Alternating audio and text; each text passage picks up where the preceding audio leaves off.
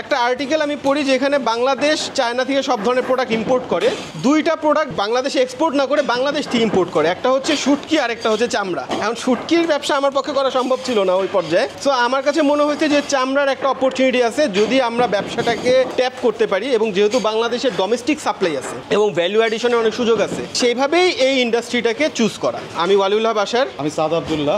আমরা দুইজনই আরবেনের ফাউন্ডার হিসেবে আছি। আমি গ্র্যাজুয়েশন করেছি জাহাঙ্গীরনগর ইউনিভার্সিটি থেকে। আমি স্ট্রেস থেকে গ্র্যাজুয়েশন করছি। এরপরে আমরা দুজনই একটা মাল্টিন্যাশনাল কোম্পানিতে জব করি। ইন্টারেস্টিংলি আমাদের দুজনেরই প্যাশন গ্রাউন্ড ছিল ডিফারেন্ট। আমারও প্যাশন ছিল বিজনেস, তাদেরও প্যাশন ছিল বিজনেস, এবং যেহেতু আমাদের ইন্ডাস্ট্রি সেম ছিল, টেরিটরি সেম ছিল, সো একটা পর্যায়ে আমাদের দুজনের আড্ডা, আমাদের দুজনের কথা বলা সব কিছুই ঘুরে ফিরে ওই বিজনেস সেন্ট্রিকই ছিল। আমি চাকরিতে জয়েন করছিলাম বেসিক্যালি ব্যবসা শেখার জন্য।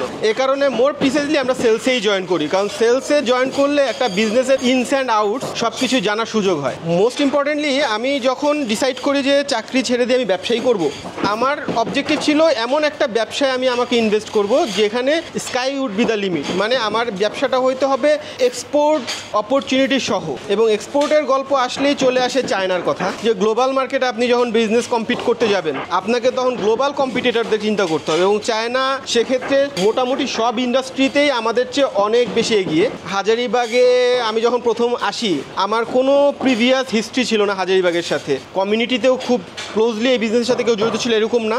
একটা পর্যায়ে এই বিজনেসটাকে আমি ক্লোজলি অবজার্ভ করার চেষ্টা করি। লেদার সেক্টরটাতে যখন আমি ফার্স্ট ইন্টারভেন করি, আমি দেখলাম যে ইন্ডাস্ট্রিতে একেবারে দুইটা সেগমেন্ট। একটা হচ্ছে এক্সপোর্টিং প্রোডাক্ট তৈরি হচ্ছে, আরেকটা হচ্ছে একদম ম্যাস পিপলের জন্য, এবং এই প্রোডাক্টগুলো যারা ম্যানুফ্যাকচার করতেছে তারা মোর লাইকলি এডুকেশনের দিক থেকে একটু পিছিয়ে পড়া, একটু কম দামে কিভাবে প্রোডাক্ট তৈরি করা যায় এগুলো নিয়েই ফোকাস। কিন্তু আমাদের যে একটা বিশাল মিডল ক্লাস মার্কেট সেগমেন্ট তৈরি হয়েছে, একটা গ্লোবাল এক্সপোজার হয়েছে, তো আমাদের মাথায় ছিল এটা যে এই সেগমেন্টটাকে আমরা সার্ভ করব। তখন আমাদের কাছে মনে হয় this is a great opportunity এবং this is also a responsibility. বাংলাদেশের ক্ষেত্রে যখন আমি চিন্তা করি লেদার ব্র্যান্ড কি আছে, ডেফিনেটলি অনেক বড় বড় লেদার ব্র্যান্ড আছে, বাট স্পেসিফিক লেদারের গুডস নিয়ে ব্র্যান্ড খুব কম। সো আমাদের ইন্টারেস্টটা ওইখান থেকেই শুরু। আমাদের ইনিশিয়ালি ব্রেড অ্যান্ড বাটার যদি বলি, আমাদের কর্পোরেট ক্লায়েন্ট, ডিরেক্টলি B2B করি। B2Bতে আমাদের প্রচুর, আল্লাহর রহমতে প্রচুর কর্পোরেট ক্লায়েন্ট আছে, এবং রিটেইলের জন্য আরবেন তৈরি করা। দেখেন, একটা ব্র্যান্ড একটা ইটস লাইক আ বেবি, এটা ওভারনাইট ম্যাচিউর হবে না। ইনিশিয়ালি আমরা যেটা করেছি, আমাদের যে আমাদের স্ট্রেংথ অনুযায়ী আমরা বিভিন্ন মাল্টি ন্যাশনালসগুলোর সাথে নিয়মিত বিজনেস করেছি। দেখা গিয়েছে যে তাদের বিভিন্ন মার্চেন্ডাইজিং, বিভিন্ন সময় বিভিন্ন ধরনের ইন্টারনাল এক্সটার্নাল সাপোর্ট আমাদের এন্ড থেকে গিয়েছে, এবং এর মাধ্যমে আমরা মূলত ক্যাশ জেনারেট করেছি, এবং এই ক্যাপাসিটিটাই আমরা ইনভেস্ট করছি আমাদের রিটেল ব্র্যান্ডে। আমরা বিগ স্কেলে বিজনেস করার কারণে আমরা নিজেরাই লেদার প্রসেস করি এবং লেদার এক্সপোর্ট করি। এই লেদার এক্সপোর্ট করার জন্য যেহেতু আমাদের লেদার প্রসেস করতে হচ্ছে বাল্ক অ্যামাউন্টে, সো আমরা নিজেরাই লেদার ম্যানুফ্যাকচারার, এবং সেই লেদারই আবার আমরা আমাদের ম্যানুফ্যাকচারিং প্ল্যান্টেই ব্যবহার করছি আমাদের গুডস মেকিংয়ের জন্য।